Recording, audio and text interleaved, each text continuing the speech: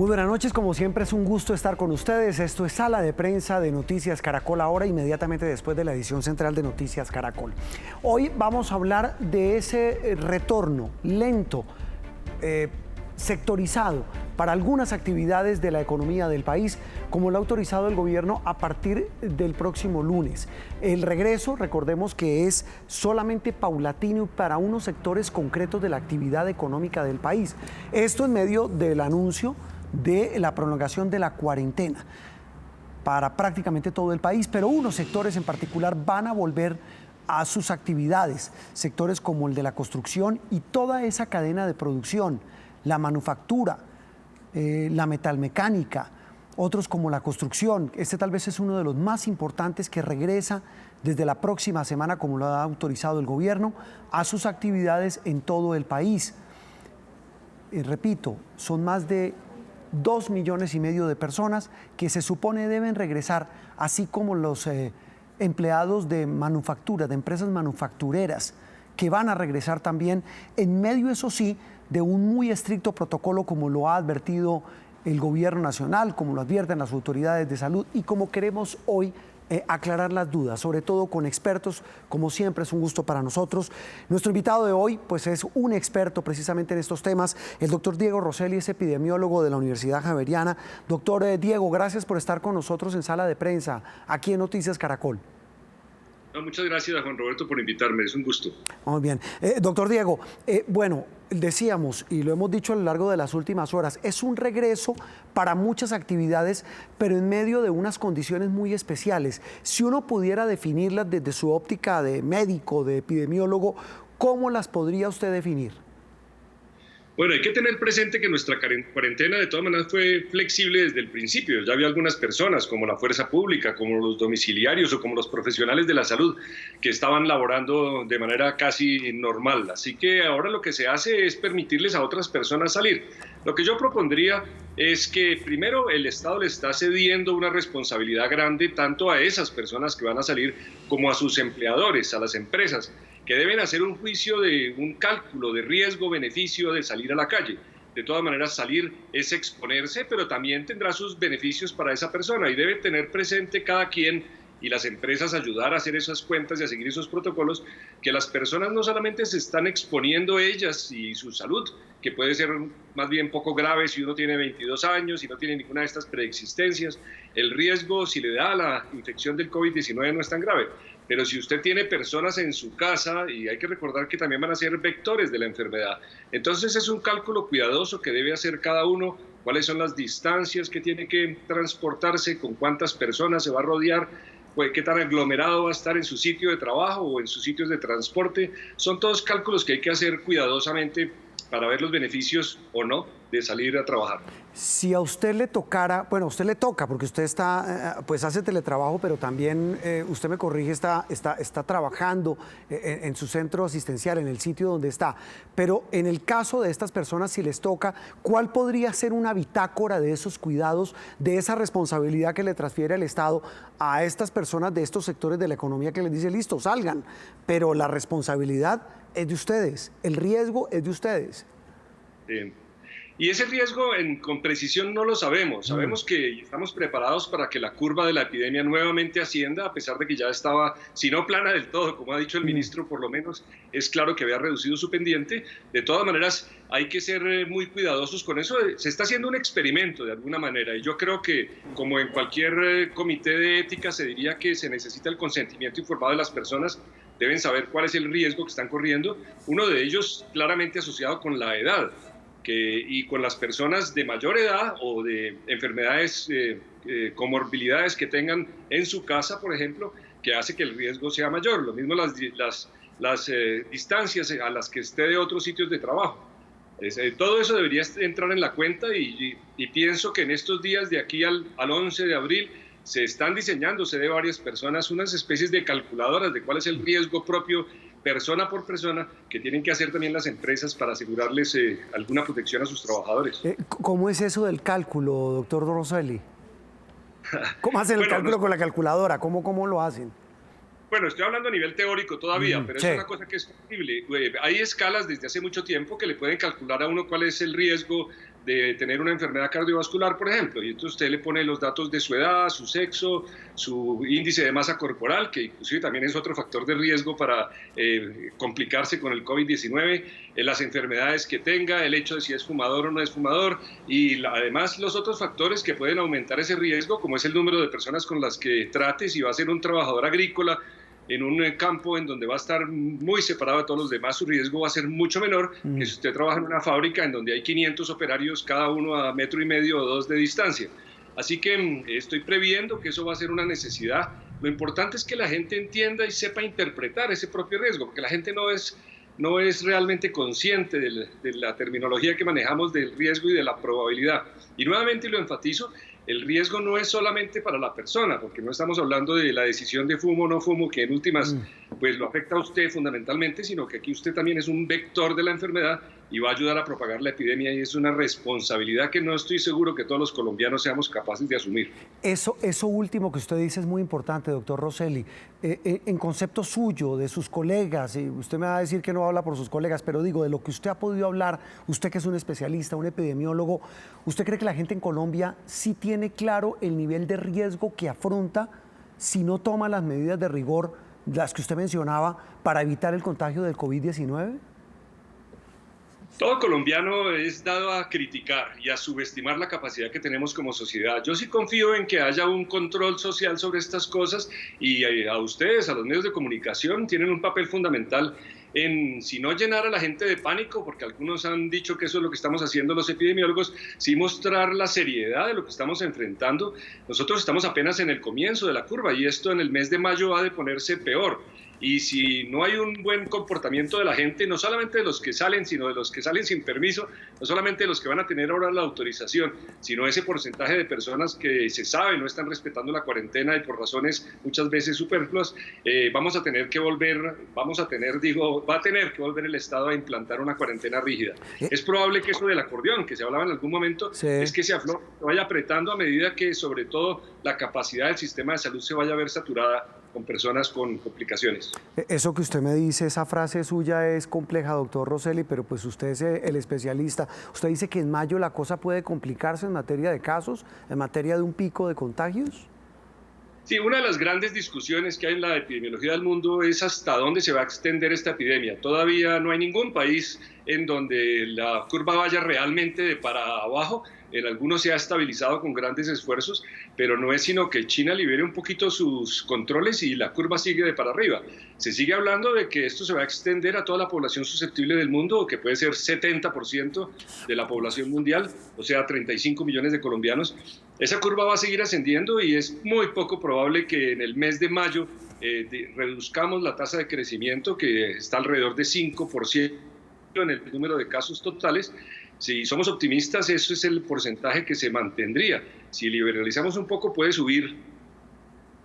Va a ser el mes que nos va a mostrar las complicaciones al sistema de salud claramente. ¿Sabe qué angustia mucho, doctor Diego Rosselli? Hablamos con el epidemiólogo Diego Rosselli de la Javeriana. Doctor Diego, que esto no digamos que riñe, pero sí cómo le genera a la gente angustia, y usted lo sabe también, que es el tema de la economía. La gente dice, sí, me da miedo contagiarme, pero me toca salir porque tengo que conseguir recursos para comer, tengo que garantizar mi trabajo. ¿Qué dilema tan terrible este? Así es, y de hecho somos muchos los que venimos diciendo desde hace tiempo que la cuarentena es una medida sumamente efectiva, pero primero no puede ser eterna, no se puede mantener por meses o por los años que se requeriría. Y además es muy inequitativa, porque es una medida que es fácil para las personas que tienen su ingreso garantizado. La Javeriana me sigue pagando mi salario, yo sigo dictando mis clases, yo no estoy haciendo labor asistencial, por suerte, pues, y en parte porque tengo factores de riesgo, pero también soy consciente de que las personas se están exponiendo y eso es algo que tenemos que buscarle salidas para que la economía se mueva, y entendiendo la economía no como algo por allá etéreo del Producto Interno Bruto y su crecimiento, sino que está afectando a las clases más necesitadas, a las personas. que son precisamente los que van a correr a trabajar en construcción apenas se les dé la oportunidad. Claro, de hecho nos mostraba el viernes aquí en Noticias Caracol la alcaldesa de Bogotá, Claudia López, que los sitios de Bogotá donde más se presentan contagios y muertes es precisamente en los barrios donde hay personas de menores recursos. Mire, doctor Diego, dos cosas finales. La primera, usted mencionaba un tema de que sin sembrarle pánico a la gente, pero alguien nos decía, me decía el director de un centro asistencial, me hacía la siguiente reflexión. Me dice, mire, yo no sé si es la narrativa de miedo, si es lo que ha pasado, toda la información que ha recibido y que sigue recibiendo la gente, no solo en Colombia, sino en el mundo, pero se ha bajado en el caso de ese centro asistencial, me decía ese director, hasta en un 70% el uso de ese centro asistencial. La gente no está yendo a los hospitales y clínicas. ¿Usted sí cree que hay una narrativa de miedo o cree que es justificado que se le siga diciendo a la gente todos los días, ojo con este contagio? Pues mire, la gente que me dice que yo he ayudado a propagar el pánico, le digo yo que aquel que no tiene un poco de pánico en este momento es que no ha entendido la gravedad del problema. Y creo que esa es una buena manera de hacer que la gente actúe y vea la necesidad de que tenga un poco de disciplina social y de que todos estamos involucrados en el control de esta enfermedad. Y luego, ahora sí la pregunta final, doctor Diego Rosselli, ¿por qué no les recordamos a los televidentes, a la gente que nos está viendo, que puede incluso ser todavía incrédula, las medidas mínimas de cuidado, ese cálculo que no está en una calculadora, perdóneme la redundancia, sino que está en el sentido común, cómo nos cuidamos? No, pues sí, y no demora en estar en la calculadora. Yo sé que hay varios grupos trabajando en eso. Pues a ver, lo primero es que mantenerse en casa es la mejor medida. Sé que no es viable para todo el mundo y inclusive muchas personas tienen que salir por algo. En ese caso, y de todas maneras mantener la higiene de manos es una medida importantísima, mantener la distancia con las personas, el uso del tapabocas, que durante tanto tiempo se promovió que no se usara, ya es una medida que está demostrado que debemos, todos los que salimos a la calle, utilizar un tapabocas permanentemente y saberlo usar, porque tiene también la desventaja de que si se usa mal puede ser más nocivo que benéfico. Y estar pendiente de los síntomas para consultar cuando sea necesario y así uno no sea muy seguidor del gobierno, porque me precio siempre de haber sido un poco antigobierno, es acoger sus medidas y tratar de trabajar todos como uno solo. Mire, ¿me permite un flash de preguntas rapiditas para respuestas rapiditas? Claro. Mire, a ver, arranco. ¿Cuántas veces se tiene que lavar uno las manos al día? Si salgo de la casa. Bueno, si sale de la casa. Sí.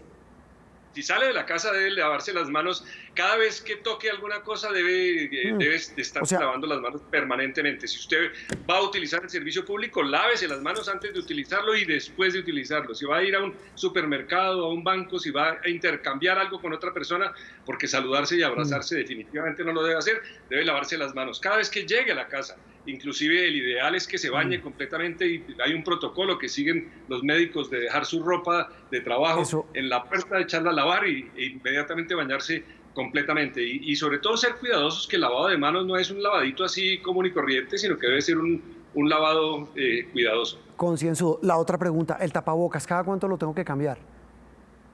Bueno, eso sí, los tapabocas se supone que tienen una vida media de 5 a 8 horas, debería usted estarlo cambiando. Y además deben no tocarlo con las manos, así que ponérselo y quitárselo y tocarlo. Deben ser operaciones que usted tenga que ser consciente de que no lo debe hacer. Mire, la pregunta puede sonar muy tonta, pero se la hago porque la vi hoy en el New York Times. Y usted me dirá, y si quiere regáñeme, doctor, pero es que la gente lo pregunta. ¿Cómo carajos hacemos, perdóneme la expresión, para ponernos tapabocas con gafas y no quedar con los ojos, con las lentes nublados? Pues los médicos que utilizamos gafas, ese es uno de los grandes problemas. Hay antiempañantes para eso, hay que tratar de que quede suficientemente ajustado para que la respiración no le empañe las gafas y de resto, pues resignarse un poquito, es parte del problema que tiene. Es parte del problema. Son preguntas que pueden sonar tontas, doctor Diego, pero son las que se hace la gente en el día a día. Doctor Rosselli, muchas gracias por estar con nosotros en Sala de Prensa. Bueno, a ustedes, muchas gracias. Diego Rosselli, un epidemiólogo de la Universidad Javeriana, una autoridad en la materia, hablando de cómo hay que mantener los cuidados en medio de ese retorno a la normalidad en las actividades en algunos de los sectores de la economía. Hacemos una pausa y en instantes hablamos del deporte como una válvula de escape en medio de esta cuarentena que vivimos aquí en Colombia. Ya regresamos. Regresamos a Sala de Prensa aquí en Noticias Caracol y con una noticia que para muchos ha significado, repito, una válvula de escape. El gobierno, en medio de los anuncios agridulces de el alargamiento, la prolongación de la cuarentena y de la reapertura de algunos sectores de la economía, hizo un anuncio, repito, que para muchos es fundamental. Ha dicho que va a permitir a partir del próximo lunes actividades físicas al aire libre. Estas imágenes son de archivo, de personas que fueron tomadas mucho antes de la cuarentena para que no haya temor a equivocaciones.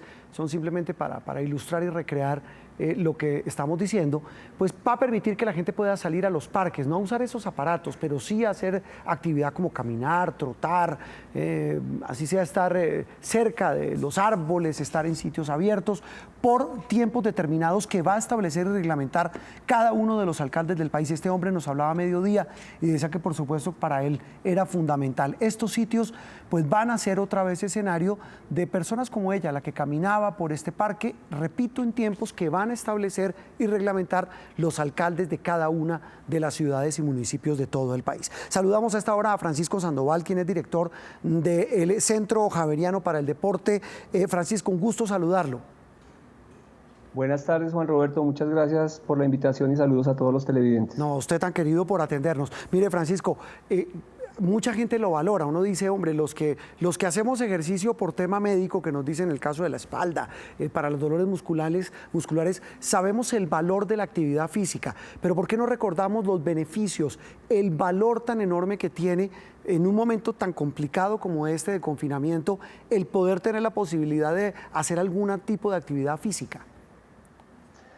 Sí, Juan Roberto, yo creo que los beneficios de la actividad física son más que conocidos ya por todos, no solamente desde el punto de vista físico, fisiológico, el impacto que tiene, como tú bien lo dices, en tu persona, de cómo evita, digamos, enfermedades crónicas no transmisibles, que son las que más matan personas en la humanidad, el tema de la hipertensión, de la diabetes, etcétera. Eso es lo que más produce muertos en el planeta.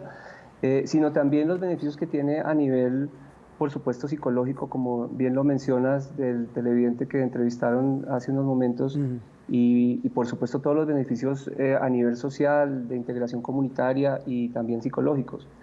Las recomendaciones pues son muy sencillas de la Organización Mundial de la Salud y otras asociaciones internacionales de medicina del deporte, es que hagamos por lo menos 150 minutos de actividad física moderada, y entre 60 y 90 minutos de actividad física vigorosa en el transcurso de la semana, pero eso también es muy importante mencionárselo a los televidentes, no solamente es el asunto de salir a caminar y trotar, sino también el asunto de que combinemos esto con otras cualidades físicas que son igual o más importantes que la resistencia aeróbica, que es salir a caminar precisamente y trotar, como son las cualidades de la fuerza, que son indispensables también de trabajarlas en casa, y por supuesto la flexibilidad, la elasticidad de nuestras articulaciones, tendones y grupos musculares, etcétera, y por supuesto todo lo que podamos hacer desde el punto de vista neuromotor, de propiocepción, es decir, de la capacidad que tenemos para equilibrar nuestro cuerpo y actividades un poco más de relajación. Todo eso constituye una actividad física que no solamente, insisto, es salir a caminar,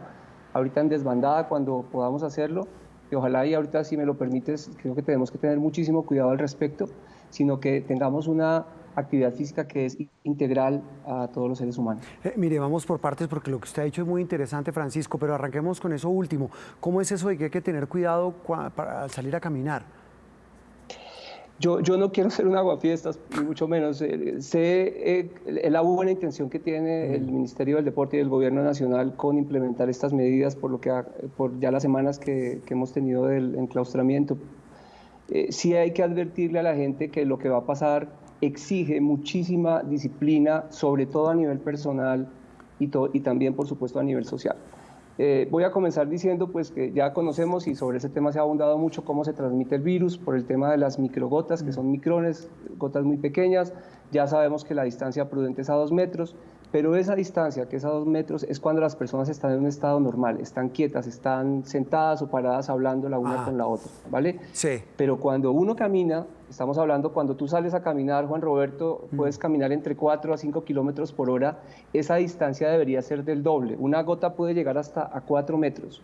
En una reciente investigación que incluso recientemente fue publicada por un diario en Colombia, de la Universidad de Eindhoven y la Universidad de Lovaina en Holanda y en Bélgica respectivamente, ya se hizo una investigación muy concreta de un médico, el doctor Blocken, que precisamente ha establecido cuáles son esas distancias. Y cuando tú, por ejemplo, estás trotando ya a una velocidad que un trote moderado puede ser 7, 8 kilómetros por hora, ya esa distancia puede ir a 6 o 7 metros, y si vas trotando muy rápido o en bicicleta puede ir hasta unos 10 metros. Entonces es muy importante ahorita que salgamos, que tengamos tanto en las alcaldías, por favor, las secretarías departamentales de recreación y deporte, los institutos de recreación y deporte, que son quienes tienen que reglamentar la medida del ministro, que tengamos muchísimo cuidado en que esas actividades de capacitación, de formación para las personas, para las familias, tengan esos cuidados, de que no vamos a salir en desbandada a trotar juntos con una ciclovía, sino que lo hagamos con esas condiciones de separación social, porque aquí el remedio que busca el gobierno puede ser incluso más traumático a nivel social posteriormente. No quiero ser, insisto, alarmista con eso, sino llamar a una disciplina que proviene más de las alcaldías y del ministro, etcétera, de los individuos, porque esto es un llamado como a la responsabilidad de cada uno de nosotros y a un manejo, digamos, apropiado de nuestra autonomía. Muy claro lo que usted nos dice, Francisco. Tal vez un par de cosas finales claras, y es que usted hablaba de actividad física moderada y actividad física vigorosa.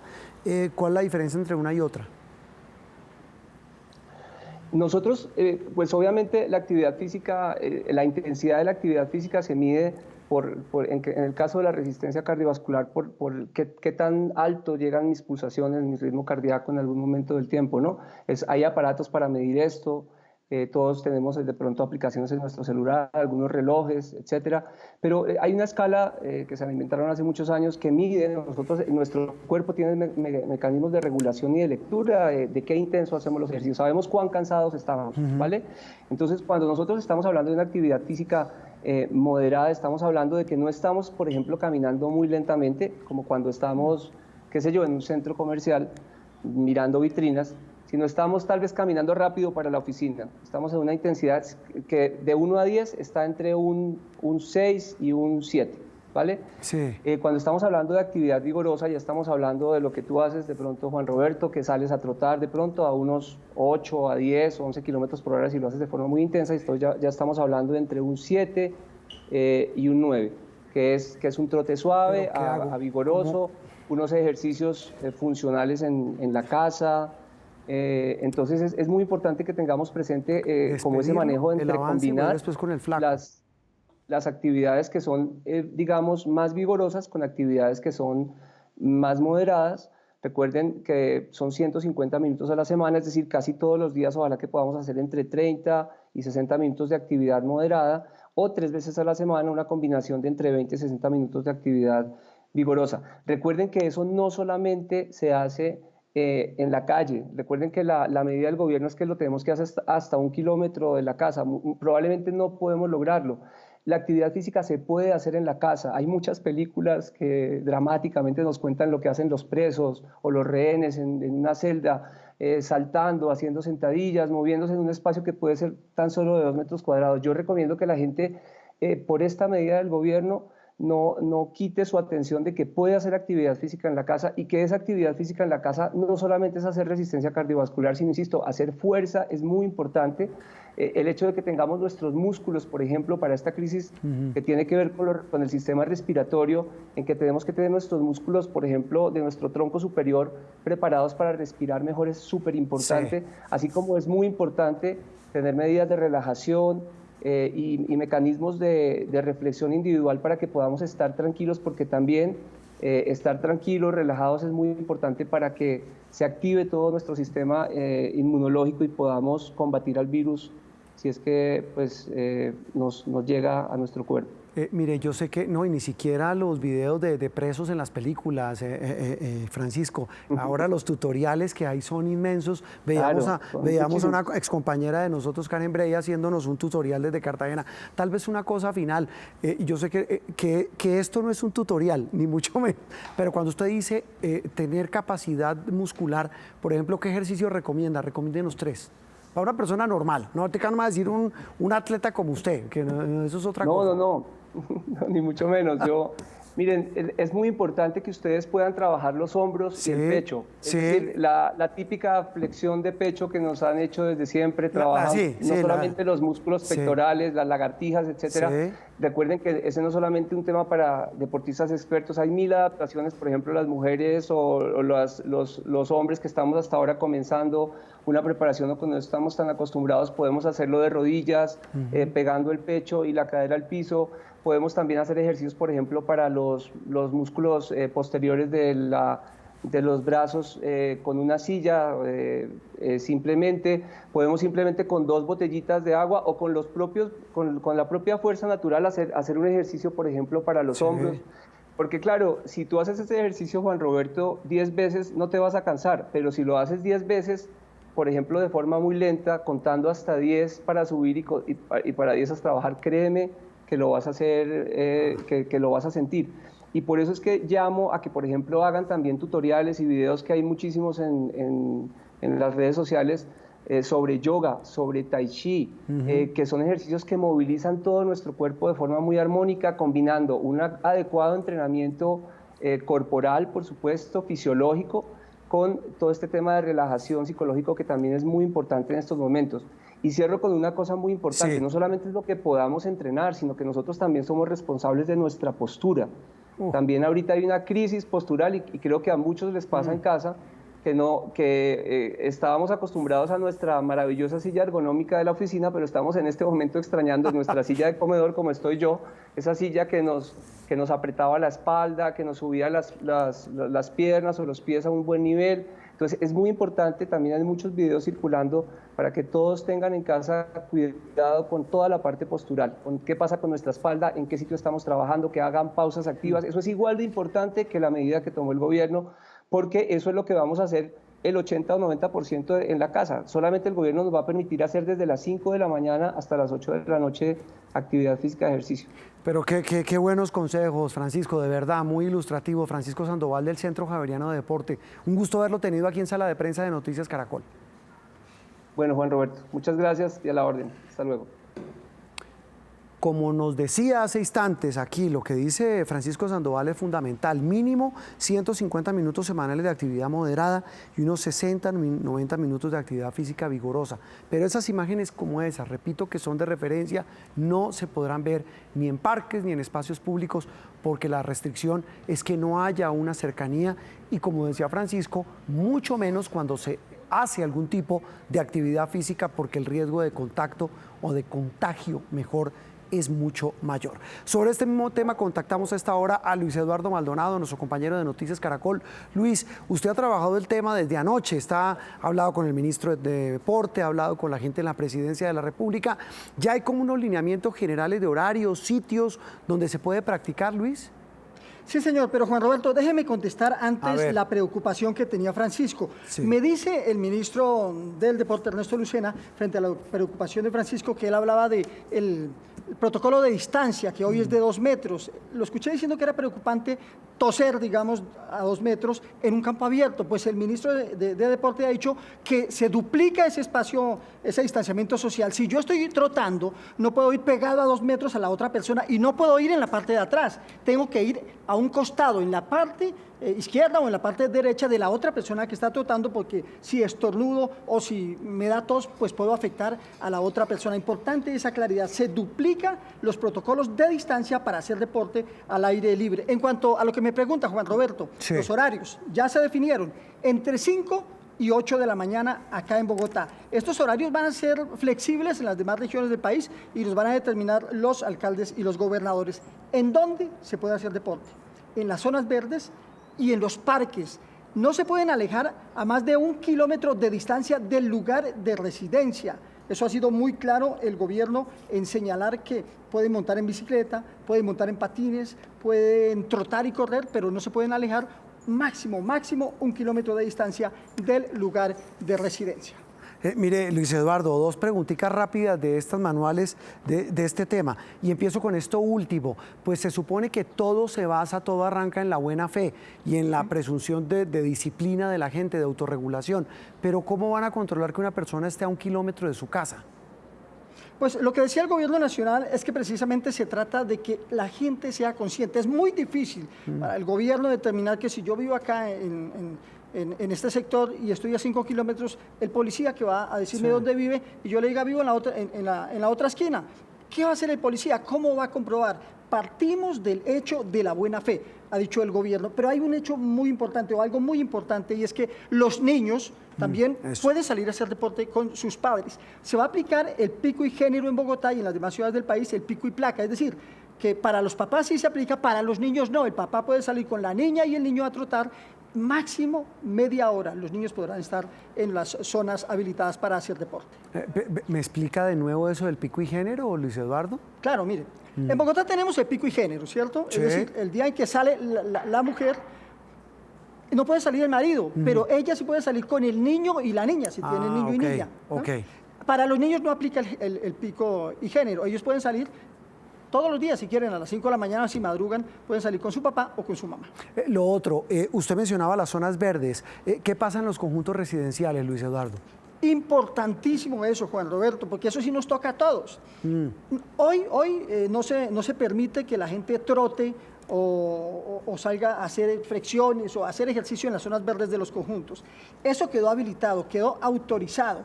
Las personas pueden salir a hacer deporte, pero solo para los casos que ha explicado el gobierno nacional. Trotar, correr, de pronto si hay espacio para montar en bicicleta, básicamente para esos 3 casos, pero quedan habilitados. Los conjuntos residenciales tienen que autorizar esos ejercicios. Y otra cosa importantísima, como en todos los conjuntos hay gimnasios, estos no se pueden abrir, tienen que permanecer cerrados. Ahí no se puede hacer ejercicio porque la gente suda y sería un punto de contagio muy grande. El riesgo es enorme, Luis Eduardo, y termino rápido este quiz y con un tema fundamental. Tal vez uno de los sectores de la población que ha sido más protegido y más restringido en sus salidas es el de los adultos mayores. ¿Ellos van a poder salir a hacer ejercicio? Mire, la reglamentación del gobierno dice que máximo hasta 70 años, o sea, de 70 años para arriba se quedan en casa.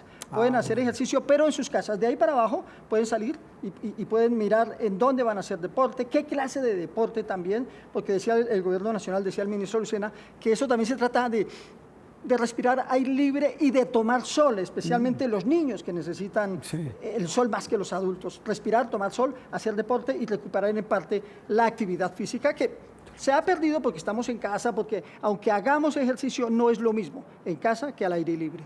No es lo mismo para nada y lo que usted dice, ese tiempito de sol es fundamental. Luis Eduardo, gracias. Una cosa, Juan, señor, diga nomás.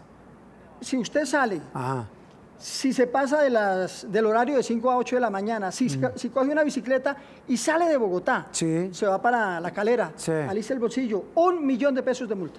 O sea, le sale caro el ejercicio. Carísimo. Le sale carísimo. Luis Eduardo, le adelgaza el bolsillo, eso sí es verdad. Luis Eduardo, gracias. Un abrazo. Y con estas recomendaciones, con lo que nos decía este experto, terminamos Sala de Prensa. Hoy a continuación viene Signo Pesos, toda la información económica aquí en Noticias Caracol Ahora. Feliz noche para todos.